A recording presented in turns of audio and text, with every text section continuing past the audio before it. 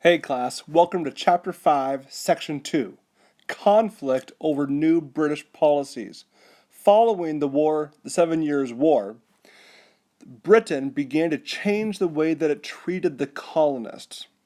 There's a number of reasons why Britain changed the way they were treating the colonists. First of all, Great Britain's amount of territory and empire was vast. Check out this map here. All of the pink area is part of the British Empire. It was immense, and because it was so large, Britain had to tighten its control in order to govern it. If it was small, they could be looser, but it was so vast, they really want to tighten their control. Another reason why they're in tightened control is that British government officials are pretty upset with the colonists' effort during the war. It was pretty half-hearted. They didn't really fight that hard, didn't care that hard, and Great Britain was upset about that. A fourth thing that changed, or why it changed, was colonial merchants were trading with Britain's enemies. During the French and Indian War, the colonists were trading with Britain's enemies. They saw that as a treasonous act. And then fourthly, a lot of members of British Parliament felt as though the colonists had too much freedom, too much independence, and they wanted to tighten the rein. And as they tighten their rein over the colonists are not going to be happy. There are a number of ways the British tightened their control over the colonists. The first is the Proclamation of 1763. And the Proclamation of 1763 forbid the colonists from settling west of the Appalachian Mountains. You can see this line here going right along the Appalachian Mountains. Colonists were not allowed to move west of that line. There were a couple of reasons for doing that. One, it would prevent unrest with the Indians. The more the colonists moved west, the more conflict they'd have with the Indians, and the British would need to come and settle that. And that costs, of course, the king a lot of money. It would also help keep trappers and traders out of the area. Well, the colonists didn't like this. The colonists saw this as the British trying to limit their expansion, the British trying to keep tabs on them, and they didn't care for that. So the first way the British are going to respond and tighten control is with the Proclamation of 17. Another way is the Quartering Act. When the war ends, Britain's going to leave some 10,000 troops in the colonies to protect the colonists and protect their property. The military was there to enforce laws and also protect them against Indian uprisings. But the colonists viewed this as a violation of their rights. This act ordered colonists to house troops and provide them with some basic necessities like firewood, salt, and drink. The colonists hated having the British living in their home. So there was the Proclamation of 1763, the Quartering Act, and then also the series of Navigation and Trade Acts. These acts regulated trade between the colonies and Britain's foreign competition. This policy is known as mercantilism. It forced the colonies to purchase products made in the British Empire and to make and grow products to be purchased by the British. You can see here on this map up here, the colonists would buy manufactured goods that were made in Great Britain, and then they would provide different grains, livestock to different parts of the British Empire. But Britain wanted to keep all of their goods within the British Empire.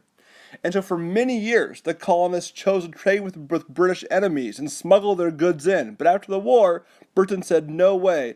You may only trade with us, and you may not smuggle in goods from our enemies. And this, of course, these restrictions are going to really upset the colonists. A fourth thing that the British did was they passed what's called writs of assistance. A writ of assistance allowed a British official to search any home for smuggled goods, and they did not need a search warrant in order to go into your house. This, of course, infuriated the colonists. For any reason, the British could go into your home. This man here, James Otis, he argued vehemently against this power that the British had. But nonetheless, the British continued to use this power, and they would barge into your home without any kind of a search warrant. Thing the British did. There's a bunch of them, folks. A bunch of new policies that are really angering the colonists. This was called the Sugar Act. Now, the colonists have been paying taxes for a long time, but these taxes were beginning to change. These were taxes that are going directly to the British Parliament, purely for revenue, purely for making money. The taxes, the British said, were placed on the colonists to help provide for their protection. But really, the colonists saw it as a way for them to make money, and they taxed a lot of everyday goods. Besides sugar, of course, it also taxed things like molasses, coffee, silk, and indigo. A wide variety of taxes placed on them. And this, of course, really angered the colonists. Tax was called a Stamp Act, and the Stamp Act required colonial businesses to purchase special stamps to place on items that were taxed. Legal documents, marriage certificates, newspapers, calendars, playing cards. All of those items now had a stamp that had to go on it. This picture in the top left-hand corner was a type of stamp that would be pressed onto a Word document or some kind of a paper document. You see the protesting going on. In this picture right here, the colonists are actually burning things that require a stamp. And then down here we have a man kind of hanging in effigy as they protest this act and this tax. One more thing the British are doing that is outraging the colonists. Now, they've been paying taxes, like I said, but the big overarching issue for the colonists is this concept of no taxation without representation. They're saying you can't tax us because we have no representative. If we had a representative in British Parliament, then it'd be okay for you to tax us. But we have no voice, no say whatsoever. Therefore, there should be no taxation without representation. This phrase coined again by James Otis. And it becomes a rallying cry for the colonists everywhere. So a number of British atrocities. Well, after a while, the colonists began to respond back a little bit. One group in particular was created, called the Sons of Liberty, created by this man over here, Samuel Adams. Excuse me. And he's going to organize this group to protest all of these atrocities. And they were willing to resort to violence and intimidation. They would even tar and feather British officials or different colonists who may have followed the rules. They were brutal in their treatment, but they were adamant about protesting all of these taxes and all of these British actions. One of the most by the colonists was the Stamp Act Congress. They actually, every colony gathered together in New York City in this building right here, the Federal Building, and they are going to gather together to protest the Stamp Act. This is a big deal because we have for the first time the colonists coming together as one. Very significant. And the group is going to come together and send a petition to King George III saying, King, we are loyal to you, we want to follow you. However, these taxes are unfair. And believe it or not, the king is actually going to repeal or take back this tax.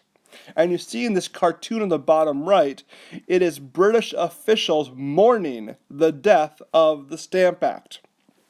This man right here actually has a coffin that is entitled the Stamp Act as it gets killed.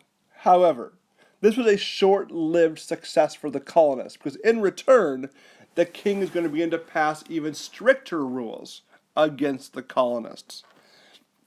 So again, recap. Great Britain, because their empire is so vast, because they're unhappy with the colonists' lack of effort, is going to tighten their control over the colonists. They're going to pass the Navigation Acts, the Sugar Act, the Proclamation of 1763, writs of assistance, Stamp Act, Quartering Act, and all of this under the guise of no taxation without representation that infuriates the colonists. They will protest it with the Sons of Liberty and their violent activities, and also by having the Stamp Act Congress. But the breach has widened, and the colonists are working toward their way toward eventual independence from Great Britain.